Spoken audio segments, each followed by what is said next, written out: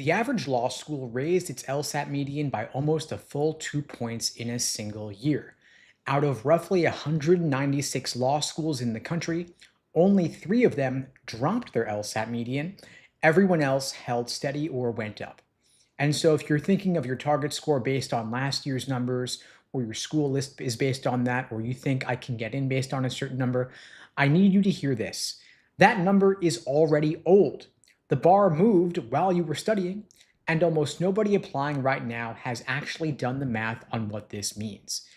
Here's what I want you to stick around for. Every number I'm about to hit you with might sound like bad news, but it's not. There is one way you can take control of this situation. You have the power in your hands right now. I'm going to share with you the details in just a minute. Let's start with the 170 LSAT number. 28 law schools now post an LSAT median of 170 or higher. Last year, 10 years ago, that number was only 5. So 5 schools 10 years ago, 28 law schools today. And so it has nearly 6x'd in just 10 years. Now think about what this does to the typical applicant. You walk in with a 168, which is a phenomenal score, to be frank. Top few percent of everybody who takes the test. But at 28 law schools now, you're now sitting below their median. A 168 used to open doors, but at those schools, it's now the number they're trying to pull their average up from. Now, applicants didn't just tick up this past cycle, they surged up 50% over the past 2 years. But of course, you only have the same law schools, roughly the same number of seats, and 2x, 50% more the number of people fighting for them. It's a totally different game than it was for your older siblings, your family and friends a couple of years back. Now, more than 75,000 people applied to at least one law school this past cycle. The norm over the past 4 years was around 59,000. And so about 16,000 extra applicants showed up in 1 year. And it's not just more of the same people. There are more first-gen applicants, the ones who used to feel like they were coming at this from outside the usual pipeline. That number jumped 38% in a single year. Now, the GPA side is also pretty bad as well. 27 law schools brought in a class with a median GPA of 3.9 or higher. 10 years ago, only 2 schools were doing that. It was just Yale and Chicago. But your 3.8 GPA, the one you killed yourself for, it felt like a lock. At 27 law schools, it's now below the middle of the class. And for most of you, that's already done. You can't go back and redo sophomore year. That number is frozen in time. Now, the medians I just gave you are actually last year's numbers, of course. This applicant cycle is not over yet. The people who study this for a living are telling applicants to assume schools are aiming for a full point higher than that this cycle. So the target isn't the number you see on the 509 report, it's the number above it, which means your safety school quietly became a target, your target quietly became a reach. Nobody notified you of this, of course, until now, I am. But the list you built back in the fall might be aimed at a tier too low, and you would never even know until the rejections came in. Now let's widen it out a bit so you can see the bigger picture. 91 law schools now post a median of 160 or better. 10 years ago, that number was 49. And so while it was true in the past that a 160 was a solid score, that's a decade out of date. Across that same stretch, the average school added 5 full points to its median. The school that took a 158 back then now wants a 163 for the same seat. Now, Yale Law School admits about 4 out of every 100 people who apply. That's a 4% acceptance rate, the lowest in the country. And there are 7 schools that admit fewer than 1 in 10. And so when you hear the term reach school, you've got to know what that means at the top. This is essentially a lottery. Even the applicant with a perfect application is buying a ticket. Now, the median a school brags about only counts the students who start there as 1Ls. Transfer students don't count. And so a school can admit a wall of high scorers to post a gorgeous median, then quietly refill the back of the class with transfers whose numbers never show up in the report. Georgetown, for example, plays this game beautifully. They took in 120 transfers last fall, the most in the country. And so the number you're being measured against is propped up on purpose, and you're still getting judged against the propped up version. And you can't wait it out by hoping schools just add more seats. They already did. First year enrollment hit over 42,000 students, up almost 8% in 1 year and 13% over the past 2 years, which means the schools are cramming in as many applicants as they can, which means the pressure valve is basically used up. And there is a back end to those swallowing classes. I'll be straight here. Law jobs are actually strong right now.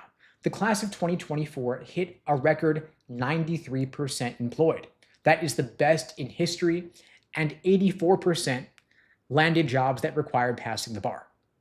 So law is not a dying field. Anyone telling you law is a dead end is selling you something.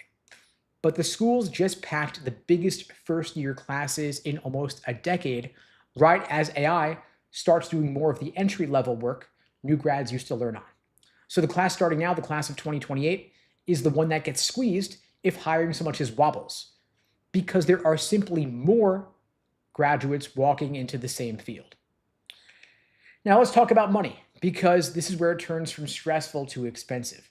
The federal government just capped grad school loans at $50,000 a year. The average all-in cost of law school is running around $82,000 a year. So do the math.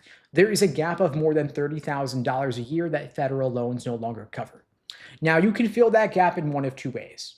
There's private loans, which require strong credit or a cosigner, and they're getting harder to land, or you've got scholarship money. And scholarship money is based more on one thing than anything else, which is your LSAT score. You can see this in the scholarship numbers in the ABA 509 reports. The average scholarship a school hands out is about $24,000. There's also full rides. A little less than 7% of students get full tuition or more, so the money is real, but it's concentrated. And it goes to the applicants sitting above a school's median. If you've got a below median application, below median LSAT or GPA, you're not risking rejection, but you are risking rejection, but you're also potentially setting yourself up to pay sticker price. And that price is climbing, by the way. Private law school tuition is up more than 32% since 2015. If you adjust for inflation, public law school costs over 5 times what it did in the 1980s. And so if you're waiting a year to apply, you're increasing your tuition that you'll be liable for at the end of it. Now, one more thing on the GPA ceiling. 72 schools now bring in a class with a 375 median or higher. 10 years ago, it was only 18 schools at that median or higher. So the number of schools where your GPA has to be near perfect just quadrupled. And the ceiling keeps climbing. The highest LSAT median in the country right now is a 175. Yale's 75th percentile LSAT is a 177. And so they're pulling up every tier above it, underneath it as well. The whole ladder is rising. And so here's what you want to do with all this. I want to give you practical advice. Pull up any school you're thinking about, look at their 509 report, find the 2025 LSAT median, the one they just reported, then add a point to that. That is the real target for this cycle, because that's where the school is aiming with all these new applicants in the pool. If your score is at or above that adjusted number, you've got a real target to attend that school. If you're a point or two below it, treat it like a reach and build your school list accordingly. So that one move, adjusting every median up by a point, is the thing almost nobody applying right now is doing, and that's why so many people are about to get surprised. Now, I know that a lot of you are already reaching for the escape hatch. You want to skip the LSAT, take the GRE, dodge the whole thing, and I want to knock out that plan for you. This fall, barely 1% of law school applicants who got in with the GRE. That was only about 531 students in the entire country, and that number actually fell 24% from last year. So the GRE door is actually swinging shut right now. It also knocks out any scholarship negotiation leverage you have, because your scholarships are based on your LSAT, not the GRE, because the GRE doesn't help with the schools with their US News rankings. Same deal with that newer option, the JD Next. It sounds like a way around the LSAT, but while 30 law schools out of 200 took it this fall, they enrolled a grand total of 127 students nationwide, most of them in single digits per school. That's a rounding error. It's insignificant. For basically everybody looking at 509 law school reports who wants to go to an accredited law school, the LSAT is the best way in. And that's good news for you. I'll share why in a minute. But go back through everything I just said. The applicant surge, you don't control that. The $50,000 loan cap, you don't control that either. Your GPA for almost all of you, it's already set in stone. The number of law school seats, you can't control that either. But there is one number in that entire list you still can change, which is the LSAT. That is the one thing still left after everything else got taken off the table. In a cycle where almost everything got harder and almost nothing is in your hands, the LSAT is still the single biggest variable you can still move. And it happens to be the one that moves everything else.